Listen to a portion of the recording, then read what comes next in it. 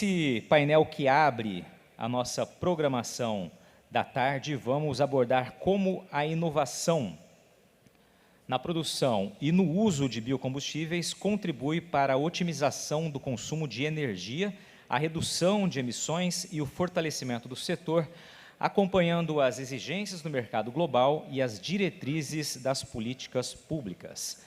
Para moderar este debate, eu convido aqui ao palco o diretor de sustentabilidade da Impasa Brasil, Christopher Davis Jr.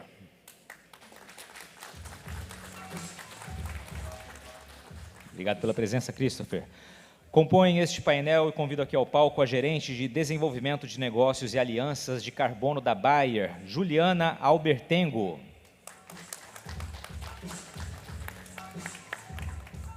O gerente de sistemas de produção de milho, soja e algodão da John Deere, Gabriel Viana. A sócia e pesquisadora sênior da Agroícone, Luciane Chiodi Bacchion.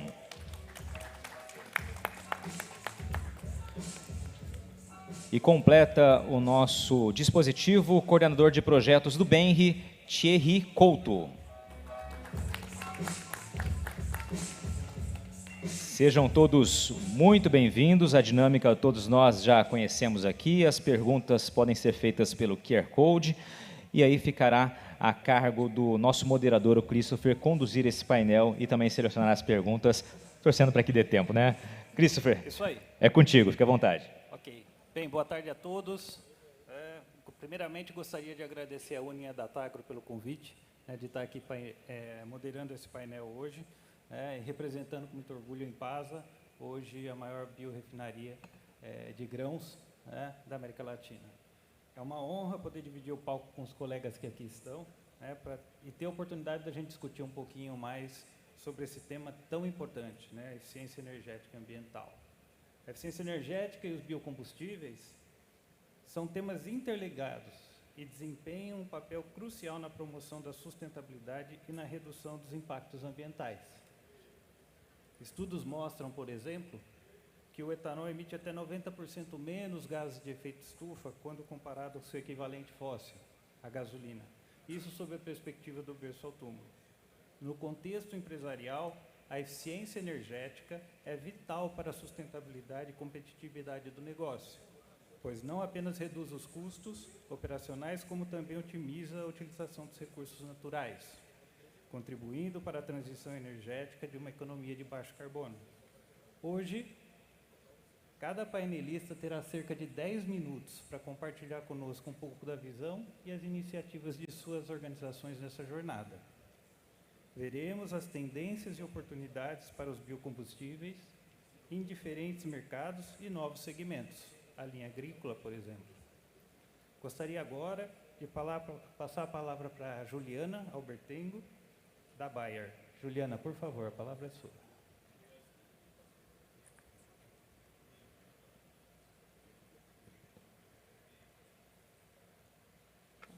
Muito obrigada, Christopher.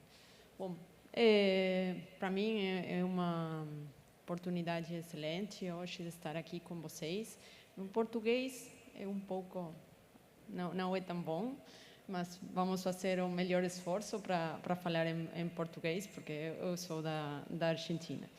Mas, para iniciar, por que a Bayer começou trabalhando no negócio ou nesse movimento de carbono?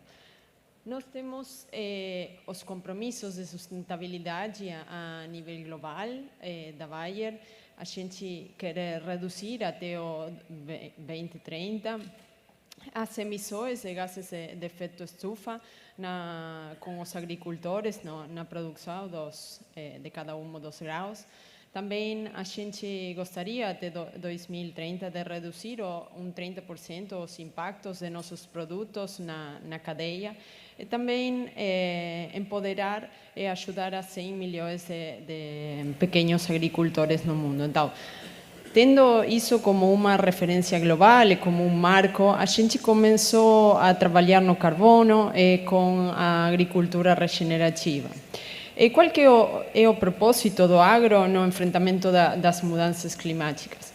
A gente acha que temos que trabalhar olhando três principais pilares: regenerar, descarbonizar e remover. Para quê? Para que todo o setor do agro tenha o reconhecimento que a gente deve ter a causa do quanto a gente está fazendo pelo ambiente.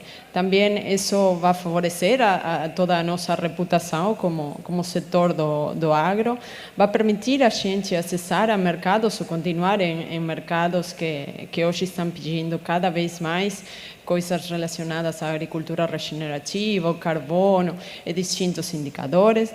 E também pode dar a oportunidade de ter acesso aos incentivos financeiros ou financiamentos verdes. Então, para que serve a agricultura regenerativa? A gente acha que é a ferramenta que permite demonstrar a qualidade com que essas mudanças estão sendo implementadas e feitas no campo. E a descarbonização e a remoção são maneiras ou formas para poder quantificar esse impacto da agricultura regenerativa. Então, nós na Bayer começamos a trabalhar mais de 4 anos atrás, construindo isso que a gente chama o ecossistema pro carbono, junto com a ciência, os consultores agronômicos, as normas governamentais, os agricultores, as indústrias da cadeia de alimentos, instituições financeiras e parceiros da cadeia de insumos. Com cada um deles, a gente avançou em distintos caminhos, mas para fazer todos juntos um avanço muito mais veloz, que seja mais simples para todo mundo. Então, nessa linha da ciência e academia, construímos parcerias, trabalhos com mais de 70 parceiros de extensão técnica e de pesquisas. Temos também parceiros digitais, de extensão rural em todo o Brasil e também na Argentina. E também acordamos benefícios exclusivos de algumas empresas que têm serviços ou insumos que estão relacionados com a agricultura regenerativa e que a gente acha que ajudam os agricultores a implementar essas mudanças e essas novas práticas. Então, quais são os impactos da agricultura regenerativa que já estão sendo atingidos em Procarbono e que já podemos mostrar para vocês, que estão relacionados com todo o que já se falou aqui na manhã, das certificações, de como a gente pode posicionar o etanol. E para tudo isso a gente precisa ter cálculos da parte inicial, não? Então, nós começamos, como falei, mais de 4 anos atrás, construindo o maior programa de carbono do solo na agricultura brasileira, em mais de 220 mil hectares, mais de 1.900 agricultores, em 16 estados, mais de 300 mil análises de solo, e tudo isso serviu de base, uma base científica, para a gente construir todos os modelos e todos os processos que temos hoje para ajudar na cadeia, na descarbonização. Então, além de ter toda essa base mais científica, mais com um olho no solo e no sequestro de carbono, a gente também começou a olhar que tínhamos uma oportunidade de ajudar na cadeia na descarbonização. Então, ali nasceu o Procarbono Commodities, que é uma solução que a gente achou para endereçar esse problema ou esse gargalo que muitas empresas têm, que querem fazer um cálculo, mas não têm dados primários para endereçar o escopo 3. Quais que eram esses desafios da descarbonização da cadeia? A gente conhece que mais de 80% das emissões da cadeia estão nos fornecedores, no suprimento de grãos. Então, ali é onde a gente conhece os agricultores e pode fornecer das informações e dados primários para poder fazer esses cálculos. Mas quais que eram também os desafios para lograr ou para atingir essa etapa ou chegar a ser net zero? a qualidade e acesso de dados específicos, ferramentas também de medição que sejam tropicalizadas, dados padrões que muitas vezes superestimam as pegadas, falta de rastreabilidade, dificuldade de garantir a procedência e o desmatamento. E cada um desses desafios a gente tentou de endereçar nos projetos que eu vou comentar agora. Então, na primeira etapa de Procarbono Commodities, agora eu vou mostrar alguns resultados de alguns dos projetos que a gente tem hoje em dia. A gente está trabalhando com agricultores de algumas regiões específicas, depende do projeto, a gente pode trabalhar em todo o país ou em uma região específica, pegando os dados primários e os dados certeiros da produção de cada um desses agricultores. Fazemos o cálculo da pegada de carbono com uma calculadora que a gente construiu junto com a Embrapa, que é uma calculadora tropicalizada, que endereça todos os fatores da agricultura tropical brasileira, porque temos muitas calculadoras, mas muitas vezes não levam em consideração que aqui no Brasil, o que aqui no Brasil precisávamos. Depois adicionamos a pegada de carbono e ali chegamos até a pegada de armazenagem e embalagem. Nessa primeira etapa, a gente trabalhou muito com a ADM, agora estamos trabalhando muito também para fazer um projeto similar a esse com a Impasa, que esperamos que no futuro a gente possa também comunicar os resultados. Então, no primeiro ano, nesse programa de Procarbono Commodities, a gente endereçou mais de 150.000 hectares de 10 agricultores, 2 biomas, são 64.000 hectares de soja no total, uma produção de 4 milhões de sacas. E a pegada média desses agricultores foi 64% menor do que os dados padrões do Brasil estimavam.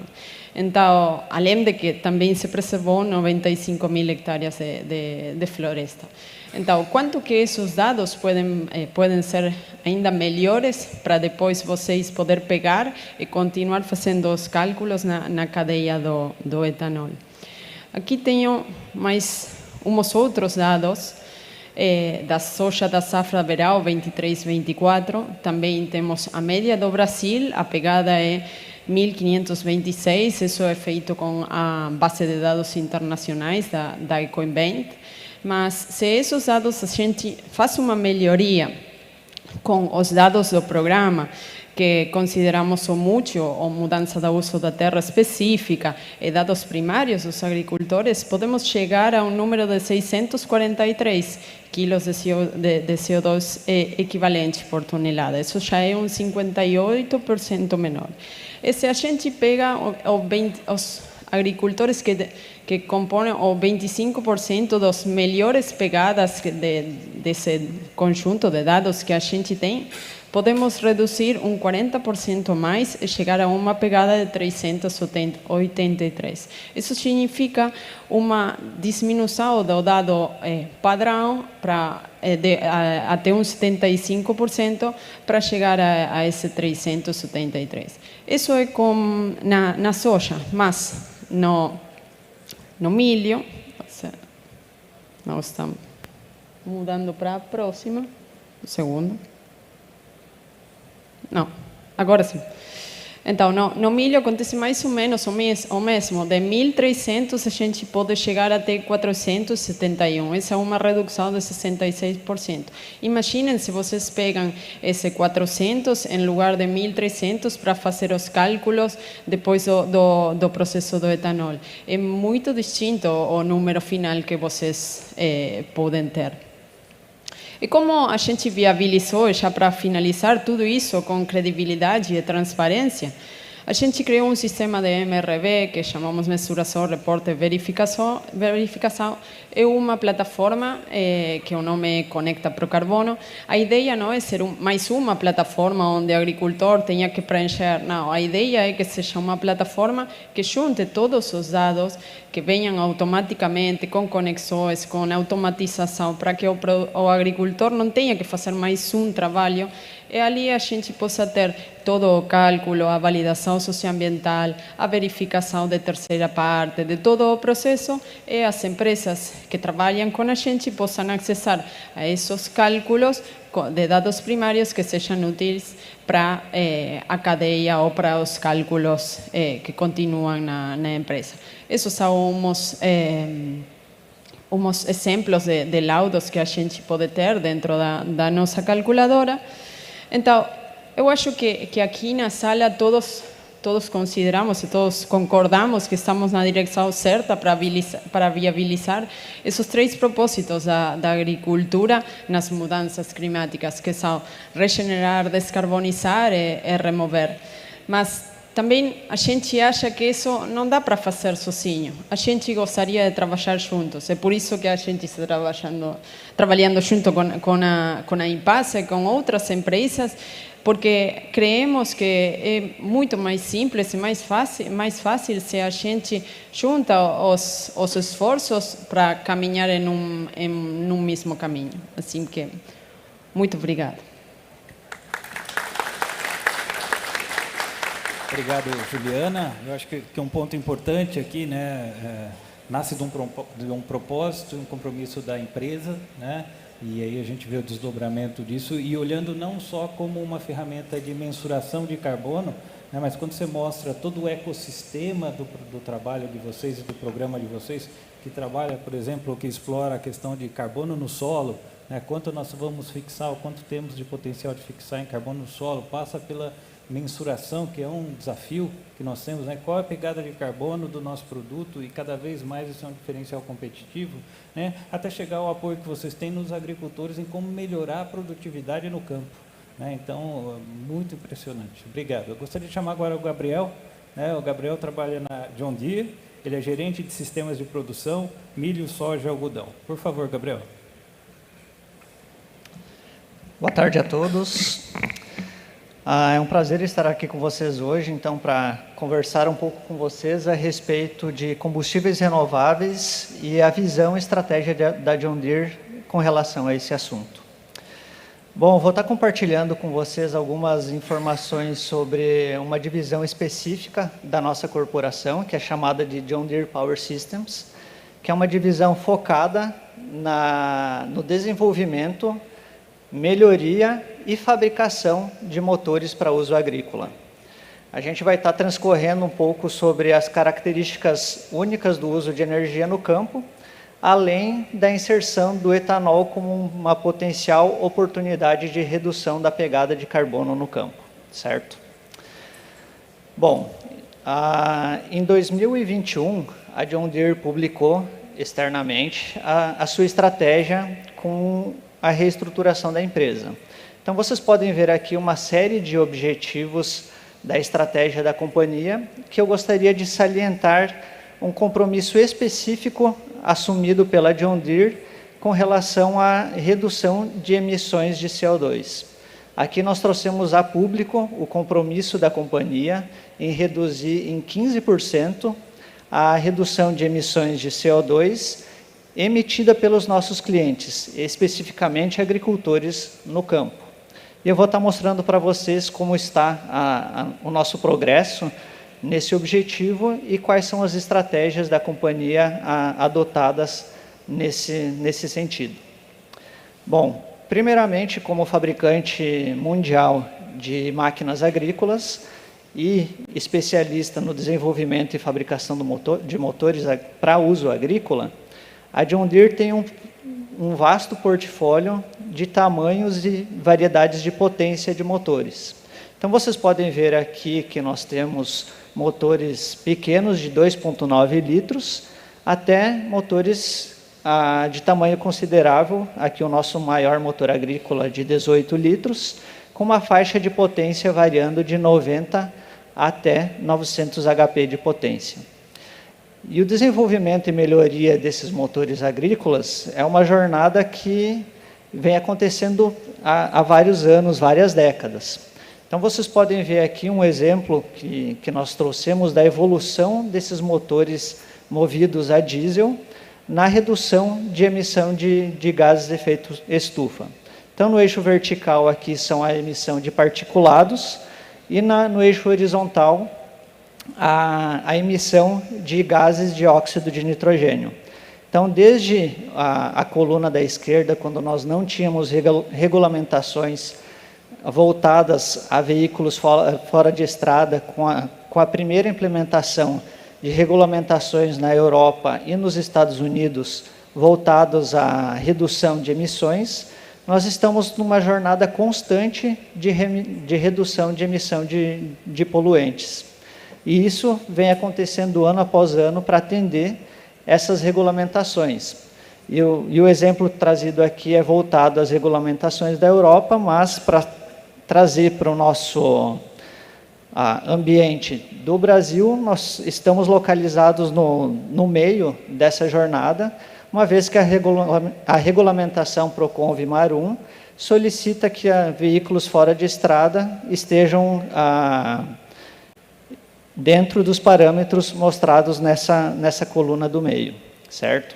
Então, vocês veem que nós ainda temos o potencial no Brasil de avançar nessa jornada de redução de gases de efeito estufa, ainda com os motores a diesel, com novas legislações que, porventura, virão no futuro. Bom, quando nós olhamos o desenvolvimento e melhoria de motores, nós precisamos levar em consideração uma série de fatores para a melhoria e desenvolvimento desses motores. Desde isso que eu acabei de mencionar, relacionado a regulamentações específicas de cada país, assim como a maturidade dos mercados para o recebimento e utilização dessas tecnologias. Não adianta eu trazer um motor a diesel de alta eficiência do quesito de emissões, se eu não tiver o combustível compatível para a utilização desses motores. Então, a cadeia precisa estar preparada para receber esses motores e essas tecnologias. Assim como o restante da cadeia, os clientes precisam estar preparados, a própria economia e as corporações como um todo. Então, no desenvolvimento de motores e tecnologias, a John Deere sempre olha para oportunidades de melhoria do próprio motor a diesel, motores de alta eficiência, mas também tem um olhar para combustíveis renováveis. Então, vocês podem estar cientes que no final de 2023, a John Deere anunciou para o mercado, na Feira Agritécnica, na Europa, um conceito de motor agrícola movido a etanol. Um motor de 9 litros foi o conceito mostrado naquela feira. Então, aí a companhia trouxe para o mercado e confirmou o seu compromisso com a sustentabilidade voltado para os seus objetivos de redução de emissão de poluentes diretamente pelo uso dos seus produtos pelos nossos clientes. E, claro, existem outras alternativas também para redução de emissões, como soluções híbridas, diesel elétrico, assim como veículos totalmente elétricos movidos a bateria. E, é claro, dependendo da aplicação e do uso desses produtos, cada tecnologia se torna mais adequada para a sua utilização, e a companhia está numa jornada intensa de entender e aplicar essas diferentes tecnologias conforme elas são adequadas para a sua utilização, certo? Bom, como nós vemos o etanol na cadeia produtiva? É importante a gente entender como esse combustível se relaciona e qual é a eficiência dele do ponto de vista energético, mas também o potencial produtivo desses diferentes combustíveis. Então, o que eu trago aqui para vocês é um exemplo olhando a produtividade média a nível nacional do Brasil, comparando a matéria-prima de milho e o quanto de potencial eu tenho em produzir o etanol e óleo a partir desse milho em litros de diesel equivalente. Então, com 1 hectare de produção de milho, considerando a média do Brasil, eu tenho potencial de produção de quase 1.400 litros de diesel equivalente por hectare, mais 77 litros de diesel equivalente de B100, de óleo. Se eu for comparar essa mesma área com a produção de soja no Brasil, a soja eu não sou tão eficiente para a produção de combustíveis. Então, ele seria equivalente a eu estar produzindo 614 litros de diesel equivalente de óleo, ou 633 litros de diesel renovável. Então, vocês veem que com o milho, eu tenho o potencial de produzir 2,5 vezes mais combustível em relação a outra matéria-prima, a exemplo da soja. Isso mostra o porquê da indústria estar selecionando esse grão como a principal fonte de matéria-prima para a produção de etanol no mercado brasileiro, certo? E, claro, aqui eu trago um exemplo mostrando, com o mesmo exercício, que o etanol de cana, em termos de capacidade de produção de litros de diesel equivalente, a partir da matéria-prima cana, com certeza é onde eu tenho a maior possibilidade de eficiência de produção de combustível por hectare, seguido do etanol de milho, e mais abaixo o diesel de soja renovável, tanto como o biodiesel a níveis menores. Então, com toda essa análise, a gente entende do potencial do milho em produzir combustíveis, mas também com os subprodutos, mover a cadeia de produção de proteína também, certo? E outro ponto importante para a gente levar em consideração quando nós olhamos diferentes combustíveis é o diferente nível de eficiência energética desses combustíveis. Então, nessa matriz aqui, nós estamos considerando que o diesel ele está na base de 1, do ponto de vista de emissão de gases de efeito estufa, e ele tem 100% de energia disponível na base de 100% de energia disponível para geração de calor. Quando eu comparo esse diesel com o etanol de milho, o anidro, eu reduzo a emissão de gases de efeito estufa para a ordem de 65%, mas a eficiência energética desse combustível também cai para a ordem de 58%.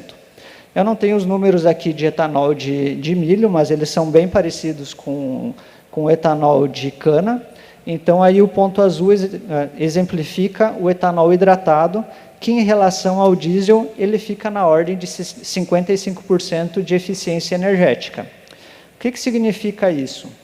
Significa que para cada 1 litro de diesel, eu preciso de 1,81 litros de etanol para que motores de mesma eficiência consigam realizar o mesmo trabalho.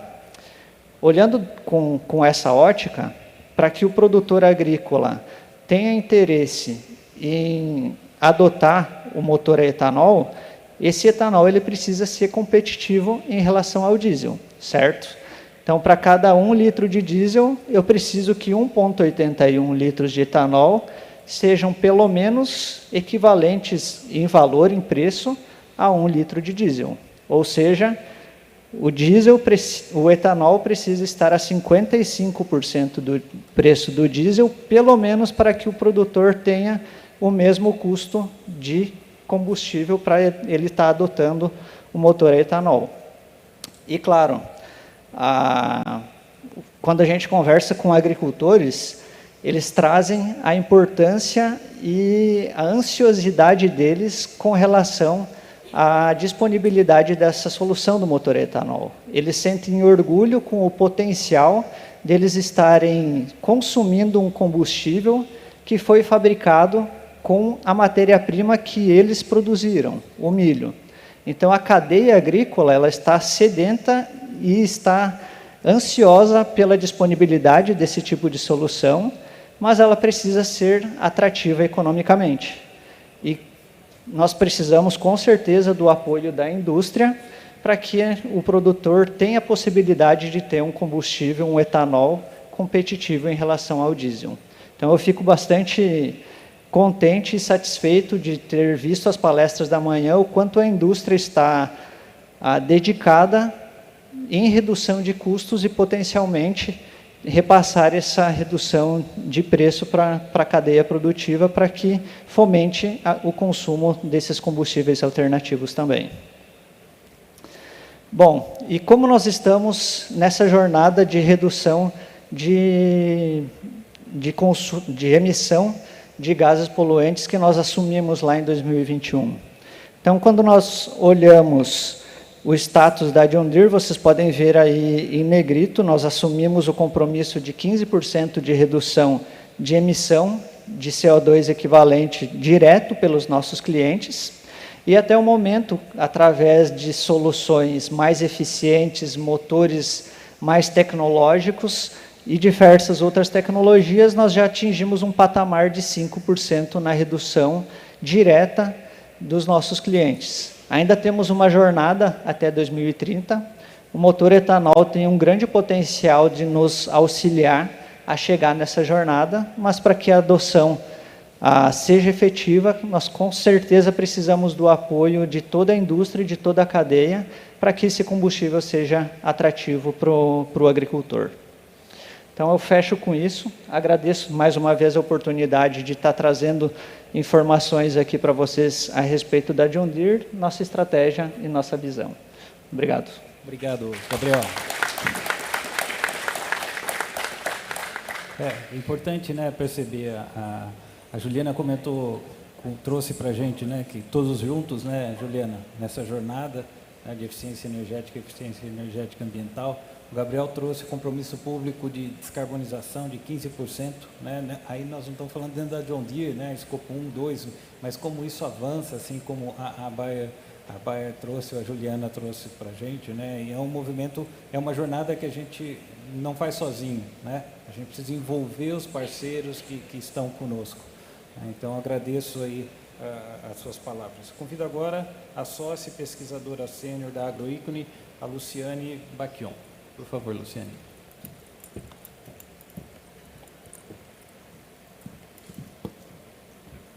Bom, primeiramente eu gostaria de agradecer o convite, é muito bom estar participando e acompanhando a evolução desse setor tão importante para a transição energética do país e do mundo, né?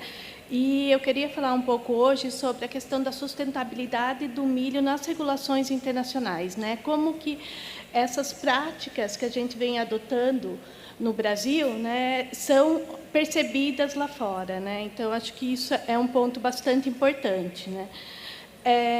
Por exemplo, aqui a gente tem diversas regulações, né, que nem a RED, né, que é a Diretiva Europeia para o Uso de Biocombustíveis, a RFS, né, que é o uso a Diretiva e o Programa Americano para o Uso de Biocombustíveis, a regulação da Califórnia, o CORSIA, que, né, o Marcelo aqui da ANAC já falou, e a regulação, o Programa Brasileiro de Uso de Biocombustíveis, o RenovaBio, né? Então, na maioria dessas regulações, não existe uma rota específica para o etanol de milho brasileiro, né? Então, a maior parte desses programas, né, que possuem um valor default, esses valores são com base na rota americana, né, que possui um sistema produtivo bastante diferente do Brasil, tanto na questão agrícola, né, como na questão industrial, né? Então, assim, há um grande desafio e uma batalha aí do Brasil para a inclusão da rota e reconhecimento das diferenças brasileiras nessas regulamentações, né? Por exemplo, um ponto ali que a gente pode ver, né, que é a questão da gestão de risco ali de ILUC, né? Por exemplo, se a gente considerar a maior parte dos programas, né, não trabalham com questão de gestão de risco de ILUC e com valor de ILUC, né, com base no ILUC americano, né? Então, por exemplo, no CORSIA, se o Brasil for fazer uma certificação no CORSIA hoje, né, ele precisa ou ser classificado como baixo risco de ILUC, né? Inclusive o Brasil foi o primeiro país, o primeiro no mundo a ter a classificação de low iLook, né, através do milho de segunda safra. Então, nós somos o primeiro no mundo a conseguir essa certificação. Ou, senão, ele tem que usar um valor global, né, que é muito maior do que o valor dos Estados Unidos. Né? Então, a gente pode ver 34,9 gramas de CO2 equivalente por megajoule, o global, enquanto dos Estados Unidos é 25,1, né? Sendo que a gente conseguiu já e mostrou, através da certificação de Low Look Risk, conseguida pelo milho de segunda safra do Brasil, pelo etanol de milho de segunda safra do Brasil, que a gente tem um iLook zero. Então, é uma discrepância muito grande em relação a esses valores. Né?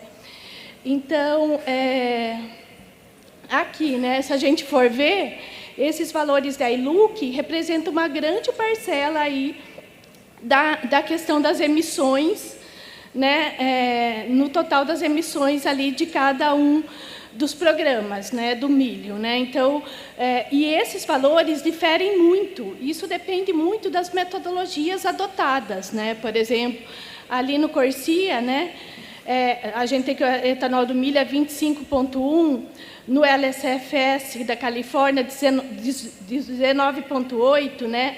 Então, por exemplo, ali ambos usam, né, o GTAP e o Globion, só que usam metodologias diferentes, formas diferentes de contabilização do carbono. Né? Então, por exemplo, no RFS, 26,32, então, e a RED, né, utiliza uma abordagem de risco, né, e não um valor específico para a iLook. E se a gente olhar, né, o etanol de milho, igual eu falei, brasileiro, se diferencia muito do americano em vários aspectos. Por exemplo, no Brasil, o etanol de milho é majoritariamente de plantio de segunda safra, enquanto nos Estados Unidos é de primeira safra.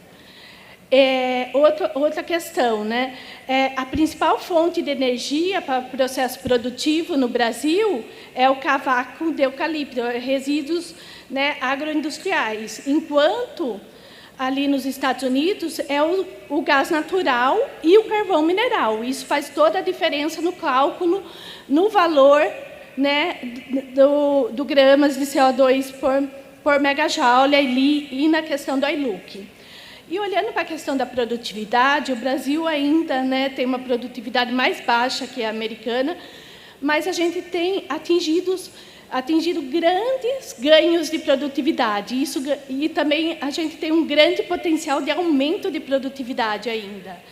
Isso gera uma diferença em relação aos Estados Unidos, não? Porque a gente consegue também, através da certificação do Low Look, um reconhecimento, né? Porque o Low Look você consegue uma certificação Low Look quando você tem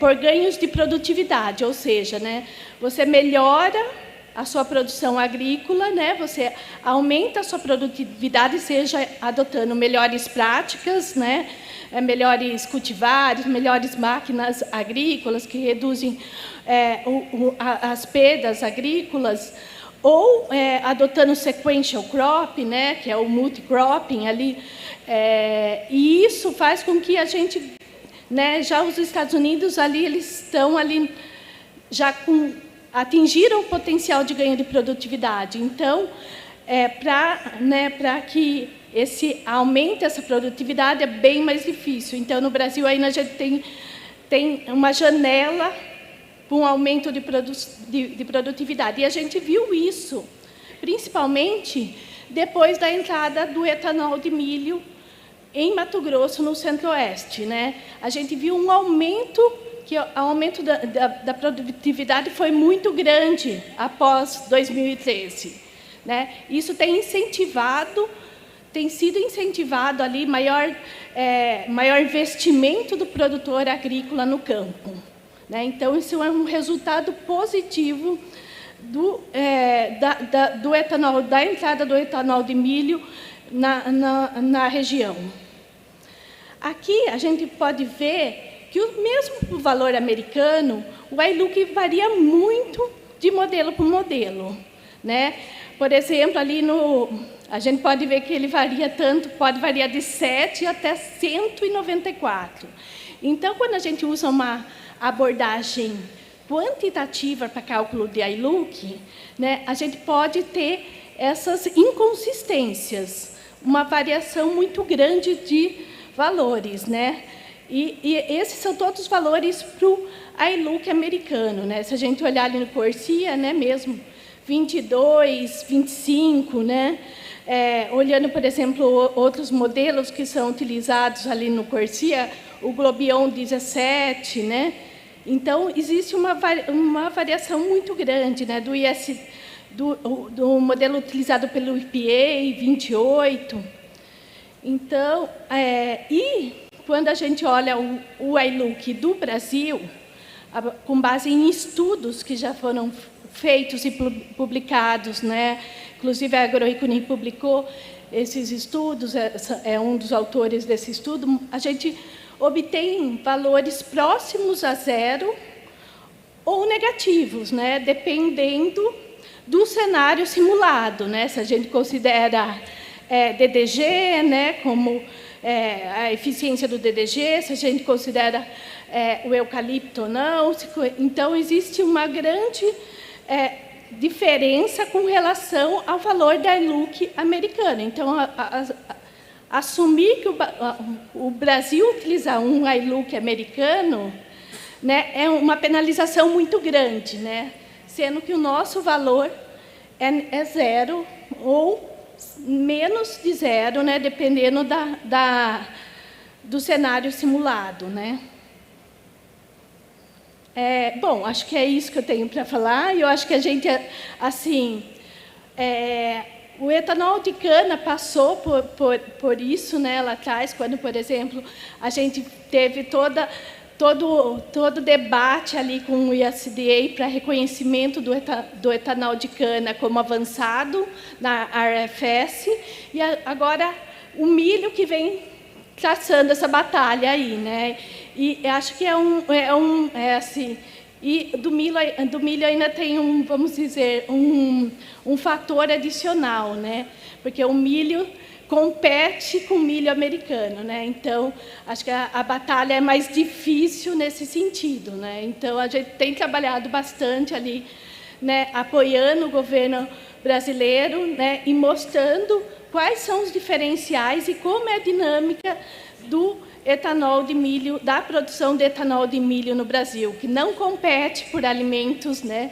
Então, esse é um ponto bastante importante que voltou essa discussão do food versus fuel.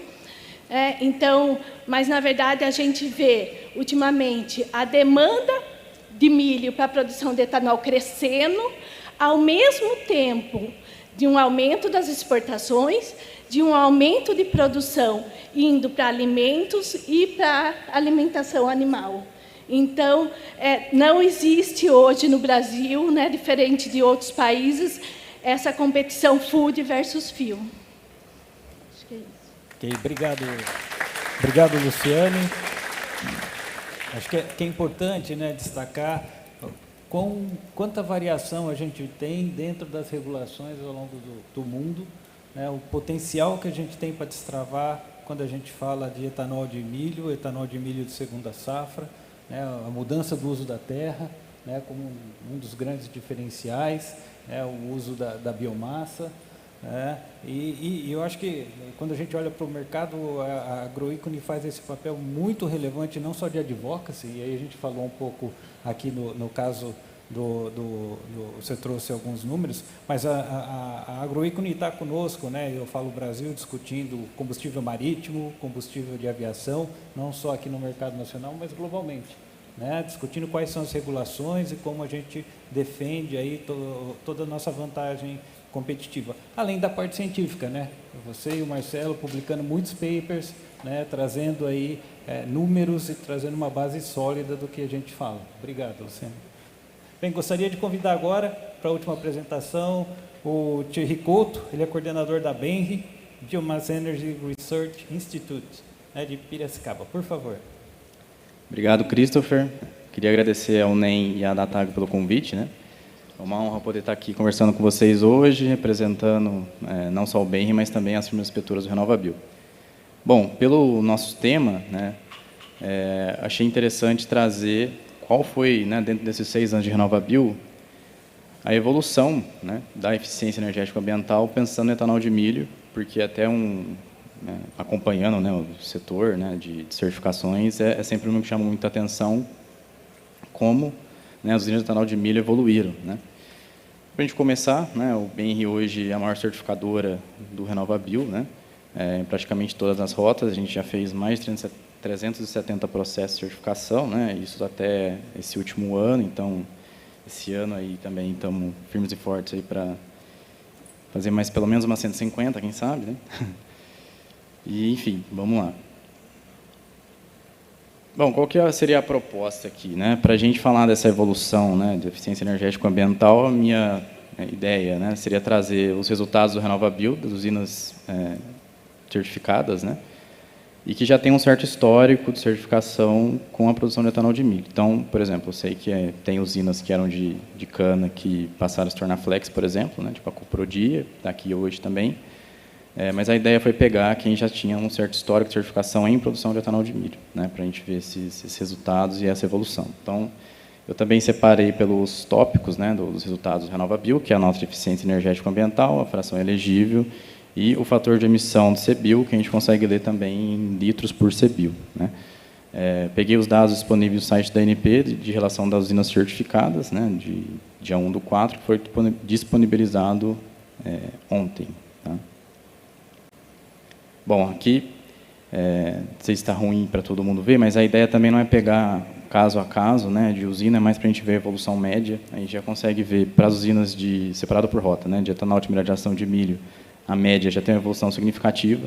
Isso a gente está comparando da primeira certificação, né, para a atual, né, dá um entorno aí de 7%, tem um resumo aí no final que a gente vai comentar com mais detalhes, né, mas já é um avanço bastante significativo em termos de evolução, né, se a gente comparar da primeira certificação para a segunda, o que também já mostra um movimento de algumas usinas, de alguns grupos, né, de cada vez mais colocar produtores de milho com perfil de produção em dados primários, né, que é uma tendência. Então, esse resultado deve, inclusive, né, no futuro, aí, se a gente comparar essa primeira média com, né, e indo acompanhando, a diferença vai ser cada vez maior, né.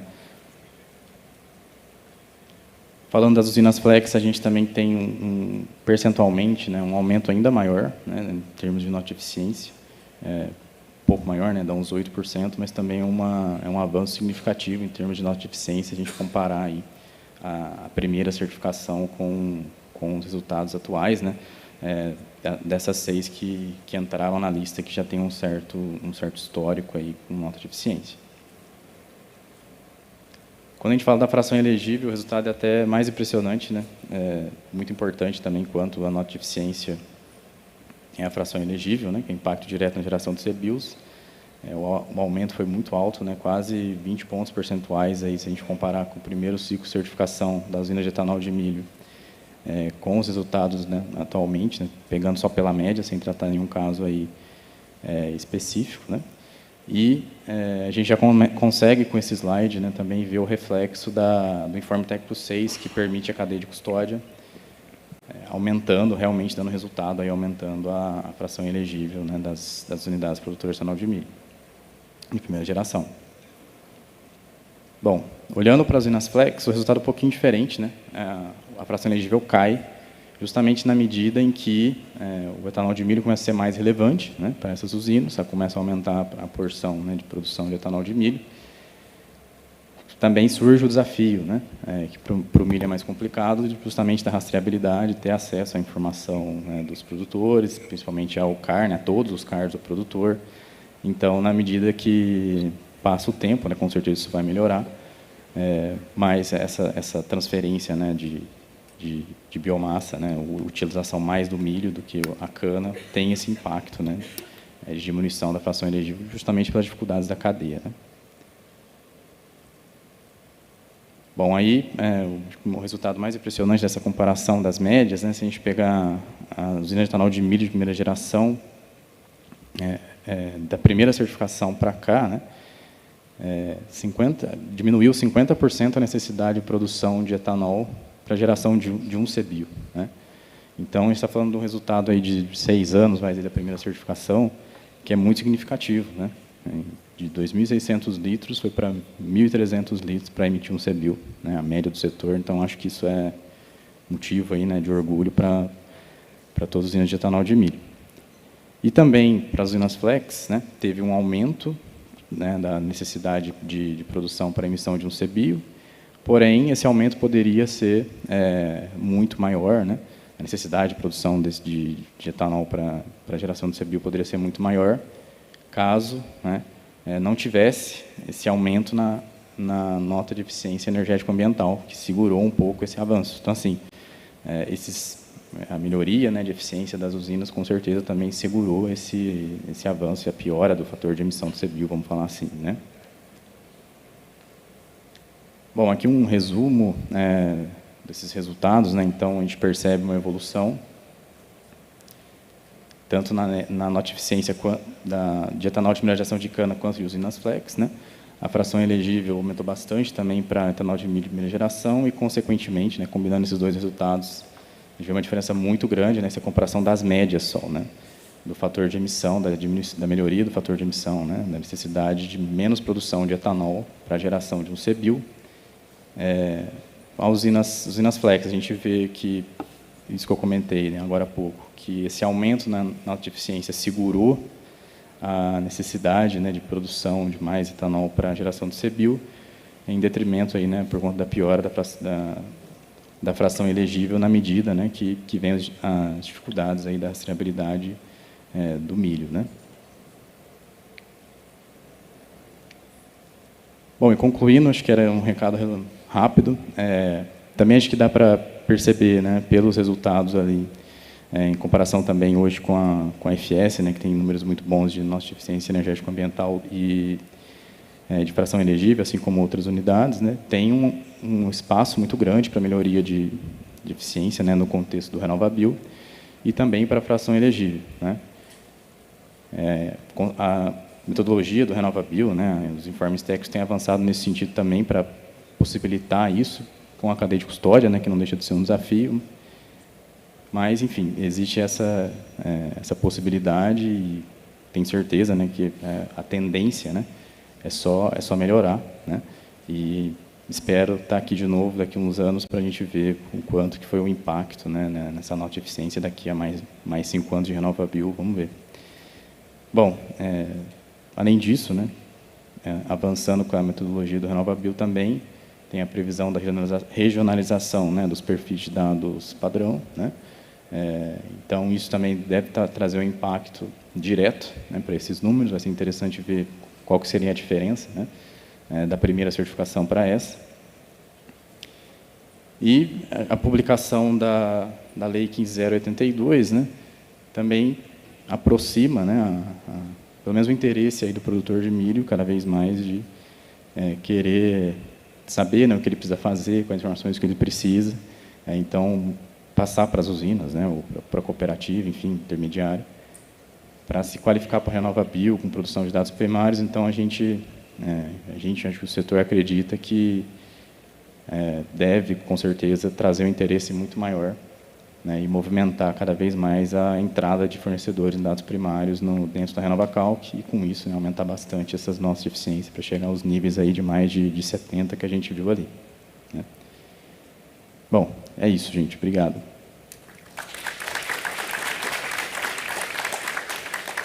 Bem, Thierry, obrigado. É importante ver a evolução das notas, né, e da elegibilidade ao longo dos anos. O RenovaBio é um programa de fomento ao biocombustível incrível, né, criou o mercado de carbono remunerado, incentiva as usinas a olharem para a rastreabilidade e buscarem os dados primários na cadeia, né, no campo. A gente sabe, para aqueles que calculam as notas de RenovaBio e dados primários, né, que 70% da pegada, ou às vezes até mais, está no campo, né, das nossas notas de eficiência, né. Então, é um programa importante que a gente está super comprometido e tem justamente, atualmente, pelo menos nós temos a Benre como um parceiro nessa parte de certificações, né? Nós temos alguns minutos ainda, então eu queria fazer pelo menos uma pergunta para os colegas que estão aqui, né? E aí é uma pergunta para a Juliana da Bayer e para o Gabriel, né? Eu acho que tem muitos colegas que estão participando do evento hoje, viram os programas, né, e falaram, poxa, que interessante. Então, para quem está aqui conosco, né, e quer fazer parte do Procarbono, está nessa jornada, como você falou, todos juntos, né, para eficiência energética, descarbonização. Com quem ele fala? Quem ele procura para fazer parte do ecossistema da Bayer, né? E para o Gabriel, né, os colegas que estão aqui, eu vi o pessoal do São Martinho, de outras indústrias e cooperativas, né? Poxa, máquina agrícola etanol está chegando aí, né, Gabriel? Se ele quiser conhecer um pouco mais, quiser ser parceiro, ser um dos pontos de contato aqui no Mato Grosso ou para a produção de etanol de milho e soja, né? Quem que ele deve procurar? Qual que é o caminho para eles, por favor? Vamos começar com a Juliana. Ok, bom, obrigada pela pergunta. Então, a gente tem uma página web, obviamente, onde vocês podem entrar e olhar algumas informações básicas, mas também podem me contatar, a mim ou a Matheus Rosado, que é meu colega, um dos meus colegas. A gente tem um time entre Argentina e Brasil, estamos trabalhando umas 80 pessoas na Bayer, no time de carbono, então somos muitos. Alguns de vocês seguramente conhecem alguns, mas podem endereçar diretamente a gente, ou também no time comercial da Bayer normal de sementes, isso eles conhecem a gente. Alô? Me escuta? Então, da mesma forma, eu estou disponível aqui, Chris, para fazer essa interface entre os agricultores e os interessados, para que a gente possa conversar sobre o potencial envolvimento no processo de desenvolvimento. Tá bom. Bem, chegamos ao fim desse painel. Gostaria muito de agradecer a presença e participação dos painelistas, né? E lembrar que a eficiência energética não é apenas uma meta, né? A gente precisa transformar isso em realidade, né?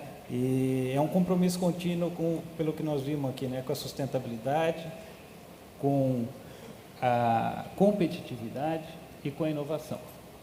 Obrigado a todos e até a próxima.